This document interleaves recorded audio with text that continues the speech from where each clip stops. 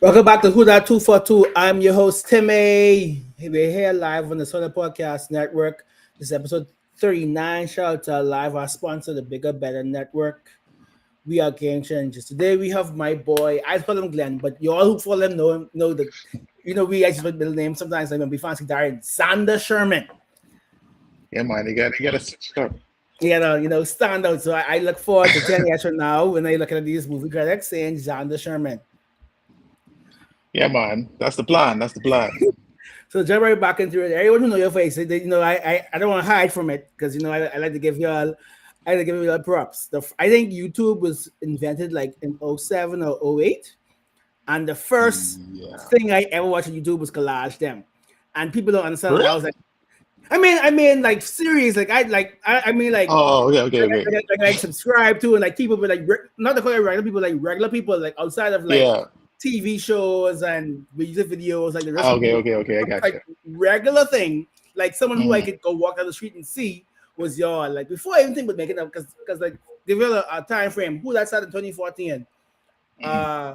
So Collage was like with 07, 08, Yeah, they're about and there would be no who that if I didn't see Glenn on in YouTube 8 years prior to talking about just like how you all wake up one day and say, people be funny, we could be funny on the internet. I mean, much like most things in the world, it wasn't really like planned. It just like kind of happened. Like before we got known for Stop Liking Man, we was a regular drama group. It started, in church and stuff, and we used to do dramas all the time. We used to go around to different churches doing dramas, and then we kind of decided, hey, we always doing dramas together. Let's just start a group, and Stop Liking Man came about because I don't know if you know DJ Counselor, Mm-hmm. Christian artist. He always used to tell the young kids stop liking man or whatever, and he wanted us to do a little sketch for I think it was New Year's. I think it was a New Year's service. He wanted us to do a little sketch, so we put something together. The people really liked it. Not too much people knew about part one. Right. Um, Normal people, because I always go back to two. So I could probably say two word for word. I really can't think about one, to be honest. Like I watched two like a 'Cause million times. if you look at it, two has way more production value than one. Because one was just a spur of the moment. That was right outside. We had just come out of Outback Steakhouse, and we shoot all that right outside Outback Steakhouse. So we didn't really expect much from part one, but people really liked it. So he's like, all right, let's do a part two. But part two was really where everything took off, and we kind of just built off of that. And from there, my he's making movies. Go to the gallery. Like talk to me about that. Like so, y'all, and one thing y'all smart. You're going from this to this YouTube thing, become famous, make some little. I don't know if monetization was a thing back then. Like you couldn't make like money off of that. No, no, But no. right, but let's put this in the actual money. Shout out to Theo who's saying y'all cut him out of the video. Theo, so y'all cut him Theo out. is in part one. He is in part one. It is brief, but he is Ah, there. oh man! So you're going from YouTube to make a movie. Some people just the idea that let's make a film and go show the gallery and let's make some couple dollars off of this. Um, well, when Collage started, our end game was always to be, to make films and TV shows and stuff like that. Um, but the movie we made, Get Charlie, was actually kind of it followed the same genesis of Stop Liking Man. It was actually a stage production we did for a Valentine's service they had at church, and we just decided to turn it into a full length Because really movie. and truly, there's only so much people in that church who knew about us. We ain't like they all broadcast live and ZNS, so it still was a new product to the rest of the country. Yeah, pretty much. I mean, it was like it was a little small little Valentine's vibe, and it wasn't it was I would say it's kind of based on that production because we added we added way more. Like the Get Charlie movie, honestly, what was released was severely cut down from what it was. I think after we shot everything, we had maybe like the full runtime was like 3 hours. And Wow. we had to really, really cut up a Okay, lot of okay, stuff. Zack Snyder. release, release the Sherman cut. Bruh. We had to really trim that down to get just something, you know, Nice manageable. and concise. Yeah. I'm talking about the like the release. You know, I think you remember because I also had Quay on last year, and Quay talked about this as well.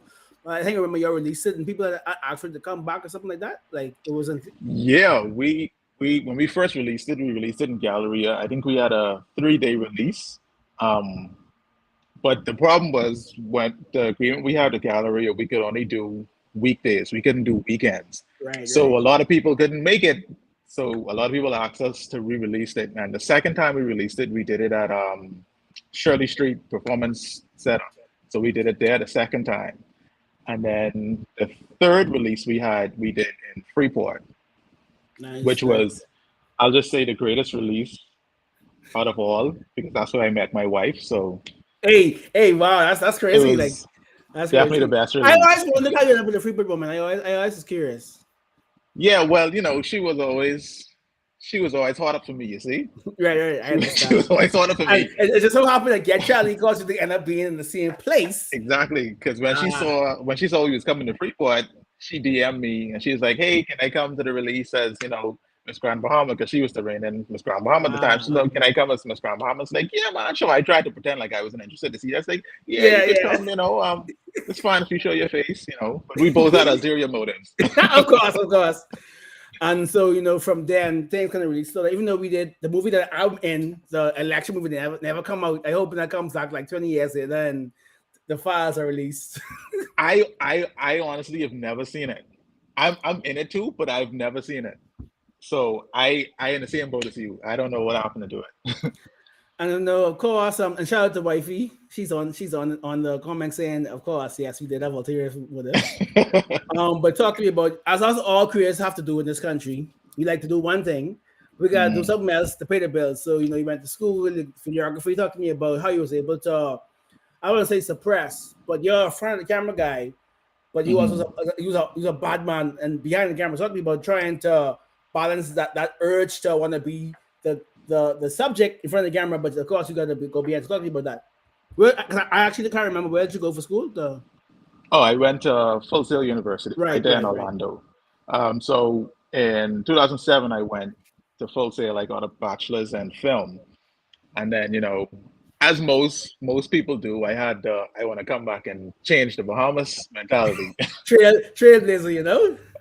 So, you know, I came back, and at the time when I came back, there wasn't really much going on in terms of videography. You know, like That was now you have like 11, 12, right? I guess. that was no, that was actually 2009. My course Nine. was a 2 year Or course. you was early. Oh man, you was Yeah, early. I was early. So, you know, I was still just blogging, and I was trying to get in front of the camera then. So yeah, you was early. yeah, we didn't have all the jiggies and heliums and all these different companies now who doing like You didn't know Kong Boy yet. exactly like we didn't Yeah. have all this amazing work from videographers now. It was like it was a wasteland back then. um, but, you know, I came back and made collage started to take off. You know, we started doing commercials. We did some TV shows. We did the feature length film. We did some short films, and we kind of dipped our toe in everything. But you know, the challenge we faced was it was new, so monetization and being influencers and all the stuff hadn't really come around yet. And I mean, Bahamians still don't really understand the value of those stuff, But at least but it some was companies do now. Like shout out to our sponsor, who pays me exactly, a couple dollars. Ain't much, but a couple dollars yeah. to interview payments like you. Like some people they understand it now, but back then they really didn't understand or care. So it was Mhm. really tough in those early days. And you know, for me, my passion is acting. That's my main thing.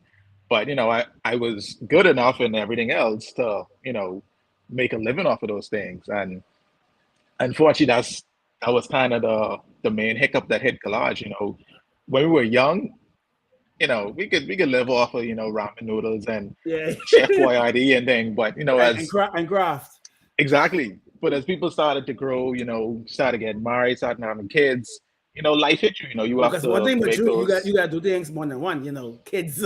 Zzz, exactly. You got zzz. kids, so you can't you know hang with your boys all day and make videos. So you know that kind of changed things. Before we get to your other phase of life, so shout out our sponsor. Bring your own device.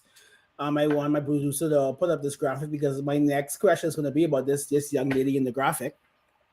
But bring your own device. If you're postpaid like me, you can bring your device to earn up to 450 in bill credits. Or if you prepaid, like some of my friends who they might call, you get about $50 back in cashback rewards. So shout out to Alive and bring your own device.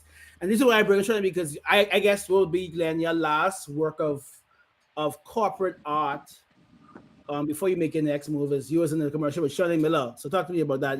Shooting that with the soccer, with the fastest woman in the country, and I like that the company that they recognize that use a bad behind the camera, but you're pretty good in front of it too. So talk to me about that experience shooting the commercial with Shawnee. So I just want to put the disclaimer up front.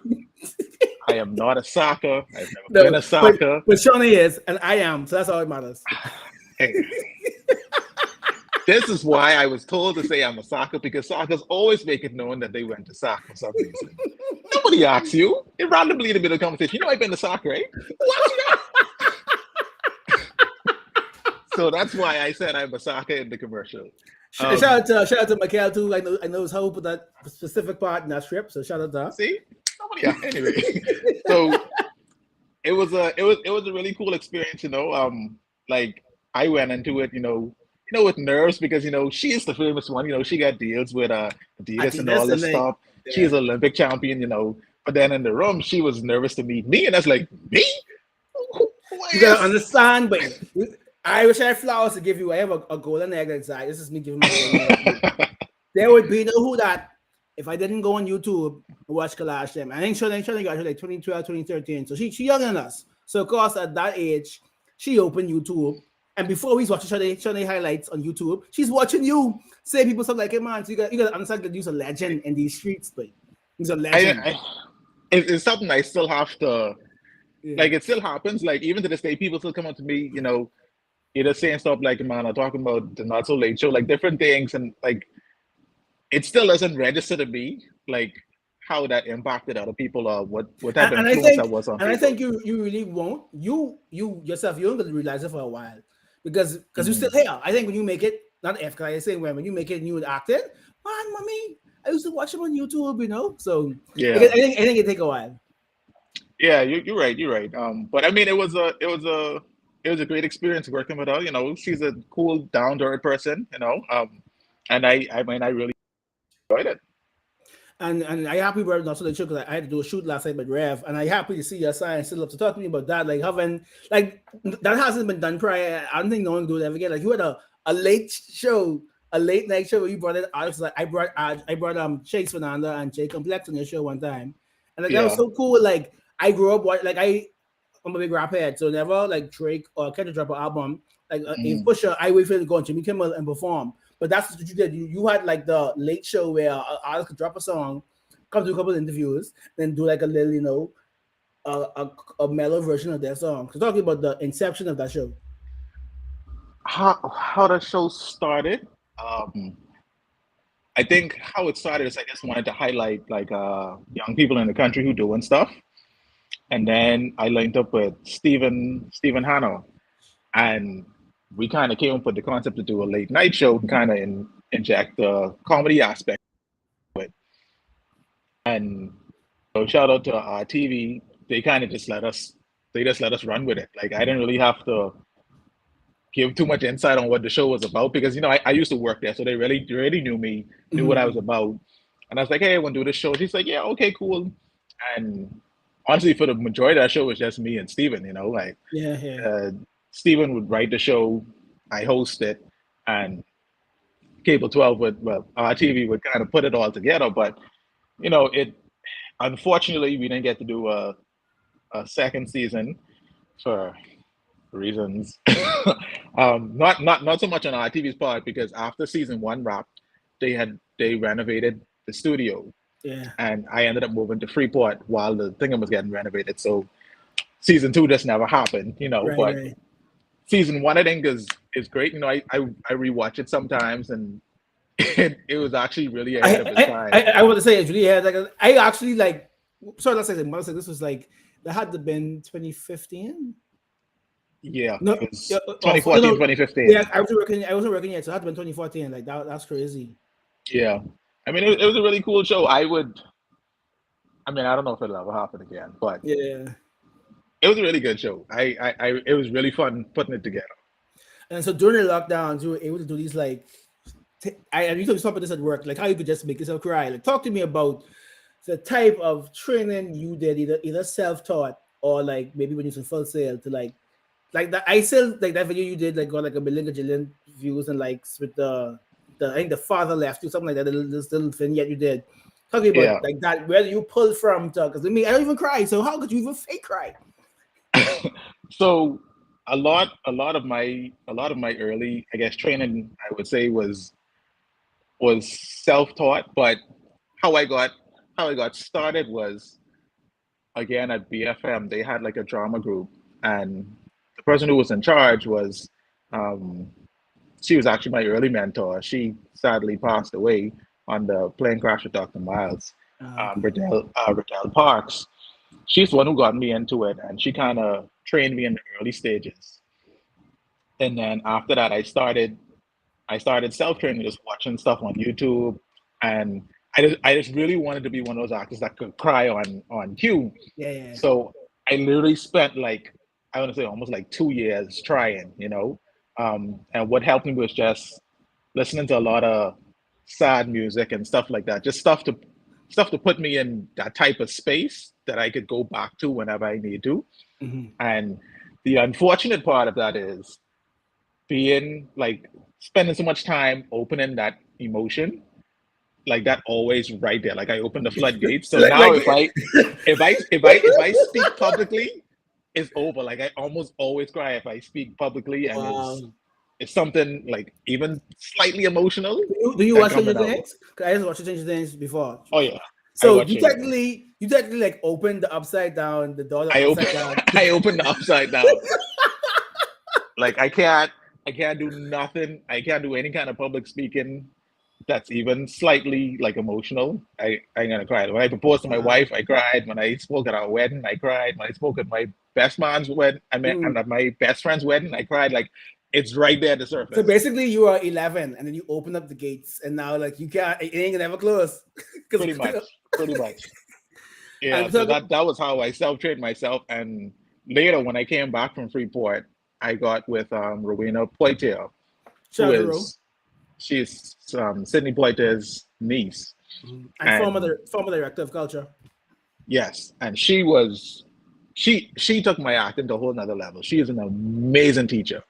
If you want to get into acting, I would suggest looking her up and seeing if she have any classes going on. She is amazing. So shout out to her, and they in Cat Island. They Yeah, moved to they in Cat Cat Island Island, now. yeah. So she around me say, "Why don't come here?" I say, "I coming next week, Shake Festival Road. I go be there. I go be there for sure." Yeah, but that's basically my training journey. And I just want to shout out, Wifey and Theo. They strong in these comments. So shout out to y'all for watching and commenting. So talk about acting. Talk about your next stage of your life. Now, like what is next? What is the next goal for you to? Again, very Stranger Things. Just because I just was watching the last episode just now, and when this is over, I watch the next episode. Bursting out of your shell, getting, what? Okay, what's say running up that hill? Like, what's next for you in your a set in So life? like for like I said, acting is my passion, but for a long time I kind of just been doing behind the scenes stuff, with work and all that stuff. But that's what I want to get back to. Like when I think about like what I want to do for the rest of my life, or what I could see myself doing, I could honestly wake up and go to set and act. Like that's really what I want to do. And unfortunately, here in the Bahamas, we kind of we we Limited. yeah, like we ain't even in the infancy stages. Like we in the conception We stages we of the industry. we the nut sack. We still in the nut sack. Yeah, yeah, we really far behind. Like in terms of videography, like we've jumped leaps and bounds. Like fellas are there with red cameras and all I these stuff. like nothing. Like Like a flip phone. I know, like it looked like quality wise, we up there, but performance wise, we ain't there yet. Like, I mean, you have. Don't get me wrong, we have actors here who are really good, who are really good. But in terms of that being respected, we ain't there. Because like, I go on commercials and I still getting paid $200 if I lucky. if I lucky. And there's no way me as a influencer host getting paid $200 to act as a stand and you as an actual actor getting the same thing. That ain't Exactly. right. Is like, and for me, like, this is something I want to do and like make a living off of it. I want to support myself and my family, and I can't do that here with acting, you know. And like for example, I got a someone told me about a gig that was happening in Vancouver, and they were paying 3,500, and that's a non-speaking role. You ain't doing nothing but sitting there. And I was like, see, that's the that's the kind of money I need. And yeah, I'll be getting $200. So, I mean, I don't go into too much detail, but Mm-mm-mm. we transitioned to a point. Moves have been mo- made. Moves have been made, to get myself to the next level where I could actually make this my career and actually make a living off of it. And I want to use that as a stepping stone to bring that back at some point to help other actors here who want to do the same thing, who want to make a living off of acting and want to pursue that passion that they have. So how are we now have we about to have like the Sherman Foundation for Actors type of thing happening? Like that's You know, I don't know exactly yet how it's gonna look. Um, but I've been toying with different things. I mean, I definitely want to do something in the realm of schooling and teaching, and to get people, because there's a lot about the industry that we as Bahamians just don't know, myself included. I mean, I know something, but I know there's way more that I don't know. Like we don't, in terms of like how you go about getting an agent and how you market yourself, how where you look, deciding what kind of actor you want to be, stuff like that we just don't have access to. I want to be able to bring that to Bahamians, and also like how you get like visas and these different stuff, because it's a lot. Like when I looked into moving to the States as an artist, it's a whole lot you have to make that happen. And the younger you are knowing that, the easier it is, because you can then spend, because you have to spend some years putting together work to show, right. To have a reel and have a portfolio and exactly. Like if for moving to the States, you have to have a portfolio showing that you are one of the best at what you do in your country. And the only way to do it is to put in the work. yeah. So yeah, it's a lot of stuff that a lot of information people would benefit from, and that's kind of what I want to do to help the ones behind. So before we get there, let people know how they can follow you, keep up with you, see your journey. So I am on Instagram, and I think I on Twitter. I don't know. I haven't tweeted. I don't even really use Twitter. Glenn I don't yeah, use. you don't tweet. You don't tweet. I don't really tweet. But I guess Instagram is the best way. It's Xander. Jeez, I don't even know my own Instagram. That's bad. That's bad. See, that's why we need to get you. We need to get you a manager too. Because Yes, you I, can't I have wifey doing this all the time. I do need a manager. I tell you right now what my Instagram is. My Instagram is Mr. Zandman. So so Xandman. so when manager, when we watch this, you need to make it. Yeah, just like wifey say, make it at Xander Sherman. Quick and easy. That's all. I think I That's all. tried doing that on the Sherman, but someone else already had that. Yeah, so both Ah, both my I think my Instagram, my Twitter, and my TikTok is all at Mr. Zandman. mm. Yeah, So this has been but I episode. will coming up. I will mm, I will Be post be more more stuff. be Yeah, more I'll be more branded. active. Yeah, Yeah. yeah. So this has been episode 39 of Who That 242 Sub Podcast Network. I'm so happy that you chasing the dream, and then we will celebrate in like a couple hours. But I'm Yeah, shout out to man. you, and I'm gonna go watch Stranger Things, and I'm so sorry for this. You gotta watch it yet, but I No, understand. I can't watch. I've been there. I understand completely. And please follow Xander Sherman everywhere, and I look forward to whichever African movie, Caribbean movie, whatever they got going on. I can't wait. So thank you, and see you later.